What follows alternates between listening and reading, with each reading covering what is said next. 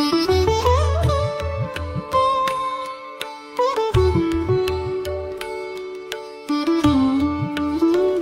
me begin by thanking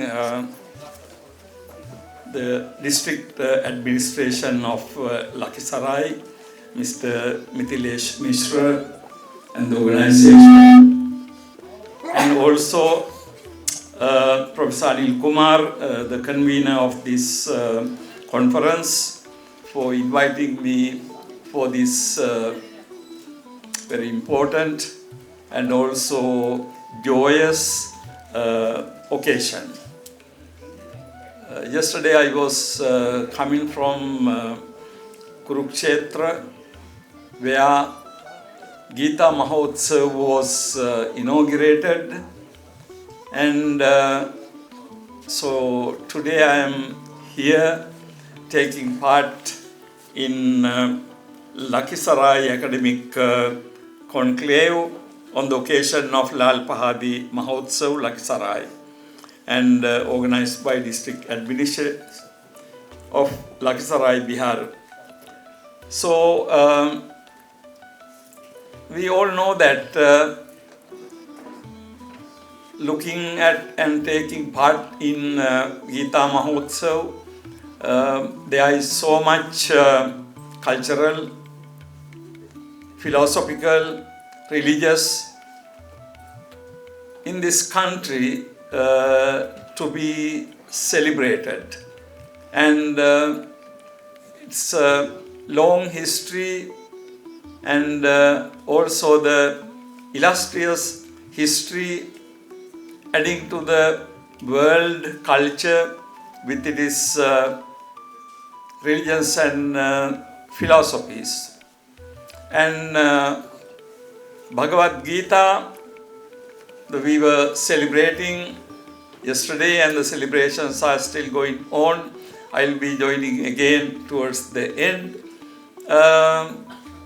No doubt one of the masterpieces of ethics, what is good and bad, right behavior. So there is so much to celebrate, so much to be given to the world. So therefore, personally, I am very happy to be part of this whole occasion. For me, it appears that, of course, here we are having an academic conference. Now, having an academic conference of this nature is also, as you know, has been a part of Indian culture, particularly when there is Mahotsav, great festive occasion. Academic discussions also have been a part of that. I know that in some areas like Bengali, sometimes, you know, in India, wedding takes several days, and even in a wedding ceremony, one aspect would be to have a group of academics coming and discussing academic and philosophical matters. So I can fully understand in this very joyous, festive occasion for Lakhisarai, you are having academic conference on Magadha in historical perspective, recent researchers. When Professor Anil Kumar invited me to this academic conclave, very first thing I remember I said to him is, I am not an historian, nor am I an archaeologist. So the question is, what am I doing here this morning? Well, he said, that's all right, you come here. In fact, academically speaking, my training is in philosophy, Buddhist philosophy, Indian philosophy, and Western philosophy. So, if at all, I might be able to say something to you this morning on philosophy of history, but not history or archaeology per se. However, when I look at this context, I can see that coming from Sri Lanka, particularly Bihar, Magadha. Because of the familiarity with the Buddhist literature and religion of Buddhism, in fact, in Sri Lanka, although people have not many people have not got the good fortune of visiting Magadha or Bihar, everybody knows about when we say names like Nalanda, Rajgir, Gaya, Kosala, Sravasti, Kushinara in Pali. In Sri Lanka, these are household names in the sense we study these names and also places in our schools, in our education centers, and also in our history lessons. So therefore, in that sense, in a way, India is a different country. But on the other hand, it is the spiritual homeland or spiritual motherland for Sri Lanka, because Buddhist heritage we received in the 3rd century BCE, officially from Emperor Ashoka. So ever since in the 3rd century BCE, in Sri Lanka, Buddhism has been there without interruption. Now we know that at some point in Indian history, Buddhism ceased to exist in this country due to various historical circumstances. It was to be reintroduced in the 19th century by Anagarika Dharmapala, another Sri Lankan. But of course we know that even though Buddhism ceased to exist as a religion or as a religious organization, Buddhist pilgrims from surrounding countries, including what we call Tibet today, have continued to come to this country for pilgrimage all alone. So in that sense, we can say that also Buddhism has persisted. Now, when I was thinking about saying something, I thought what I could add to the already existing historical research is not very much. Professor Anil Kumar's work, one of the works I consulted, interesting early medieval sculptures of Magadha, a case study of sculpture from Krimila Admetan, published in the Proceedings of the Indian Historical Congress, and there are several other papers. And these are efforts of high quality in historical reconstruction. The archaeological remains bear witness to how movement of wandering mendicants, particularly when we are talking about Buddhism and Jainism, how they became stationary with stable lodgings and with residential facilities. Now, rather than going into archaeology and history, let me talk to you in briefly about two things that are more familiar to me and also that are kind of fundamental to historical and archaeological studies. One important area where I share interest with historians and archaeologists is textual studies and interpretation, of which these fields heavily depend on. Now, history we reconstruct, and archaeological research we do and reconstruct based on our interpretations. Now, how do we do these things? Basically, we do these things based on historical documents. Those things can be books, those things can be inscriptions, and then other written evidence. Basically, based on these things, we study history, study archaeology, and make sense out of archaeology. That means we interpret and we understand. Textual studies can be fundamental to historical and archaeological research. In studying Magadha in general and Krimila or any other particular place, text, Brahmanic Puranas, Jain Agamas, and Buddhist Pali Tripitaka can be of great help.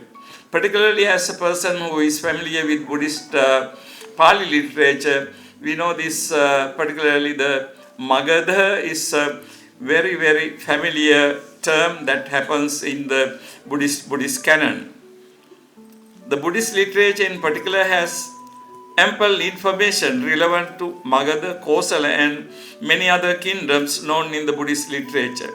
I mean, the Buddhist literature, as you may know, there are 16 Mahajanapadas, great countries, great kingdoms, listed as Aṅga, Magadha, Kasi, Kosala, Vajji, Malla, Chedi, Vansa, Kuru, Panchala, Matsya, Avanti, Surasena, Asaka, Gandhara, and Cambodia. Now this comes in the basic Buddhist canonical text called Anguttara Nikaya, 16, and there are so many other places mentioned, Janapadas. Magadha is prominent in that its history was shaped by the influential presence of three main Indian religious traditions: Hinduism, of course, Brahmanism. Hinduism is, as you know, term given to us by British, but basically it is the Brahmanism, and also Jainism and Buddhism. Now, knowing the relevant source language and interpreting the text are constant challenge in the trade. Now, we know that interpreting a text and understanding it can be a challenge all the time, because we need to know the language very well, and then we need to understand it very clearly. And then interpretations cover a very wide range between reality and our objective readings of. In the particular context of his own research, Professor Anil Kumar refers to a difference between the early British explorers such as Cunningham and Begley and more recent Indian archaeologists such as Sirkar and Chowdhury. In any type of interpretation, knowing the context is of utmost importance. Now, early archaeologists and historians who initiated modern historical research in India, particularly Cunningham and people, of course they did the pioneering work, but their interpretation, their understanding and their interpretation can be different from the interpretation of modern day scholars like Sirkar and Chowdhury, and also Professor Anil Kumar and all those who are engaged in this research. I think due to the advanced character of the ideas advocated by the main religious traditions, as relevant literatures bear ample evidence, there was a highly developed culture and ways of thinking in the Magadha and the surrounding regions in this very ancient time. We are talking about when we talk about the Buddhist literature and Buddhist and Jain literature, we are talking about at least beginning of 6th century BCE for that literature. And then when we look at the kind of philosophical and the cultural views that were exchanged among people, you can see that actually in the 6th century BCE, India experienced a very high degree of culture. Now in this context, I remember a story I was reading in Old Testament in the Bible. At some point, it's interesting. Jesus meets this. It's just a story. Jesus meets this woman who is carrying, who have to go every day miles to carry water. And then Jesus says to this woman, "The water I give will quench your thirst eternally." Then this poor woman thinks that, this is a very strange kind of very good water. So she asked from Jesus, "My Lord, give me a little bit of that water so that I don't have to go back and forth to carry water for miles." I feel sorry about Jesus, because suppose Jesus were to say that, make that statement in the India 6th century BCE, I think the people who lived in the Ganges Valley in the 6th century BCE would know that Jesus was not talking about the drinking water, right? I mean, that indicates the, I mean, this is just a comparison, no any kind of value judgment here, but simply the ideas that were prevalent and, the roaming around in society were such that today the historians and archaeologists will really have to, I mean, their challenge is to know the languages, know the philosophy, and also know the religion, and to make, the being able to interpret. Now we know that two things involved, interpretation and understanding. When it comes to understanding, philosophers and psychologists are sometimes hesitant to talk about understanding, saying that, understanding is, the psychological act internal to you. However, interpretation is more common and public. Anyhow, we understand things based on interpretation. We interpret things based on our reading and understanding the language. Now, this is very interesting how all these things are interdependent. Particularly, there is some kind of circularity of interpretation and understanding and reading. Our own past experience and past knowledge help us to understand the text we are reading and also the archaeological evidence we are looking at. However, at the same time, if we are completely dependent on our early understanding of the language, if we are not opening ourselves to be new understandings, then of course there will not be a progress.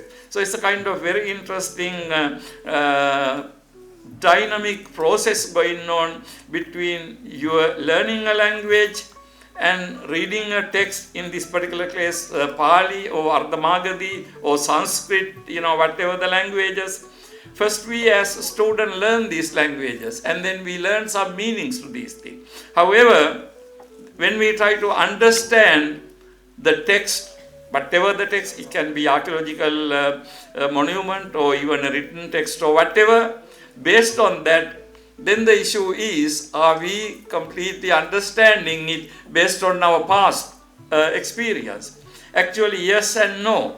Past experience helps, but at the same time, we need to be open about it. So this is that much about textual interpretation and understanding based on which historical and archaeological studies are based on.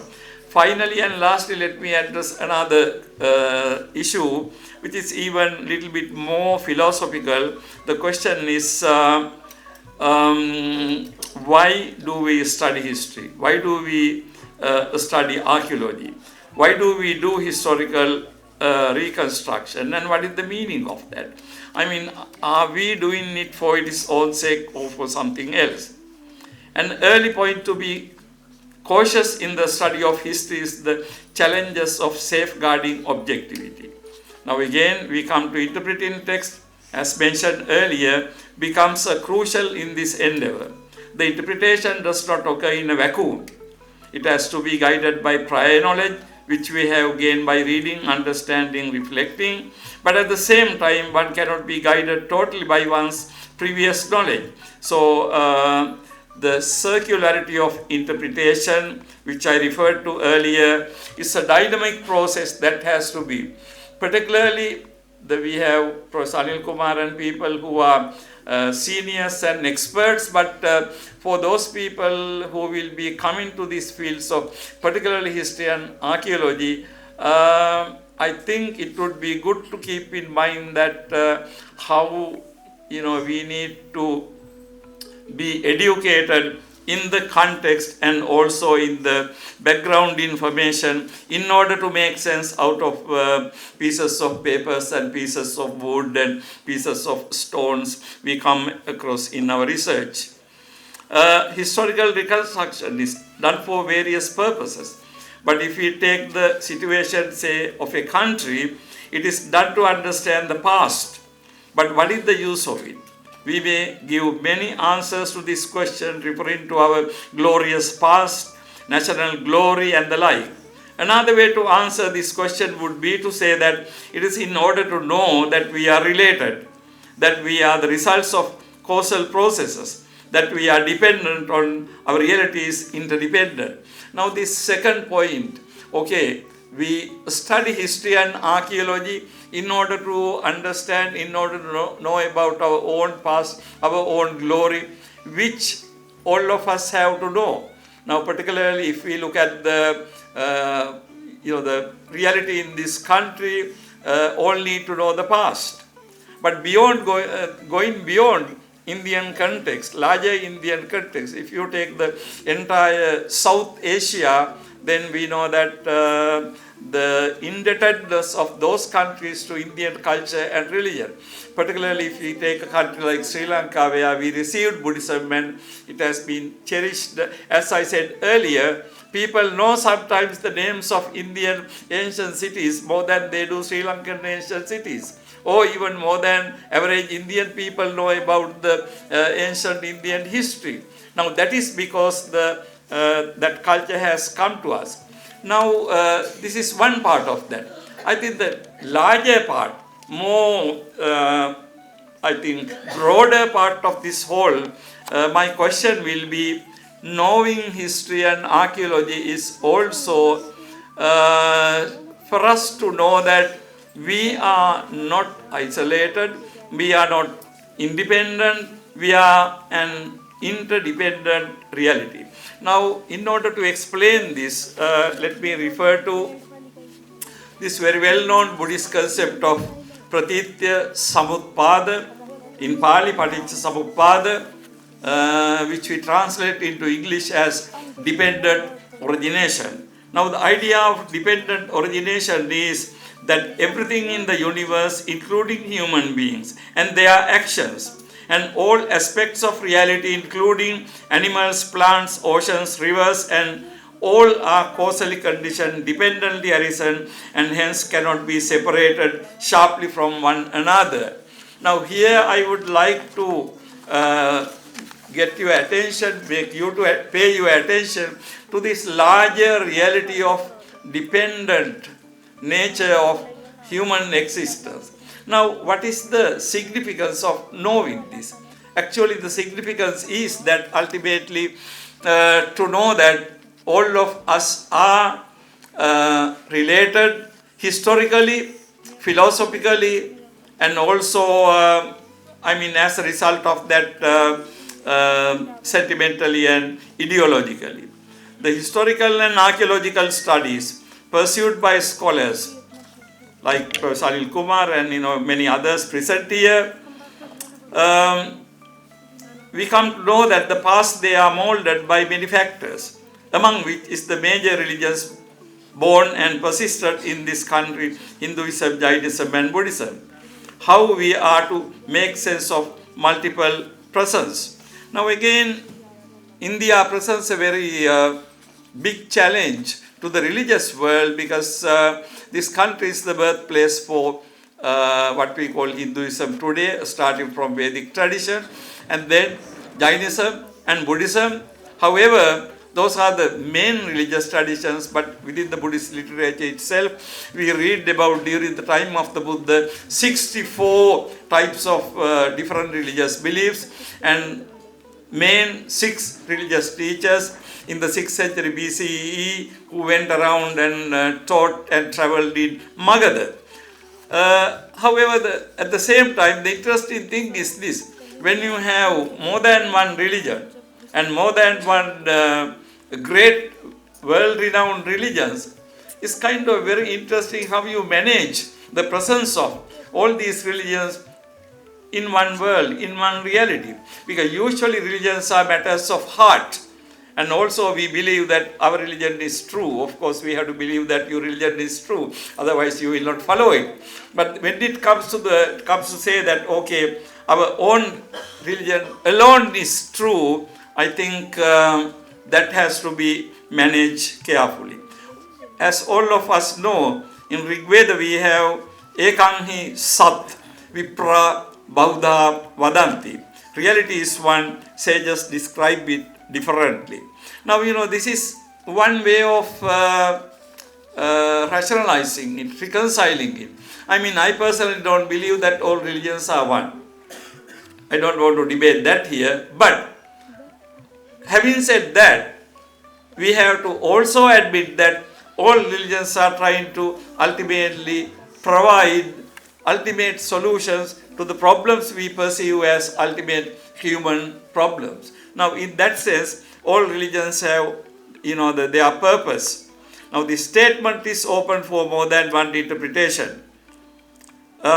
Nevertheless, what we can derive from the broad-mindedness behind this statement is that all religions are there to provide ultimate solution to the ever-present human predicament, which in Buddhist term we call dukkha or suffering.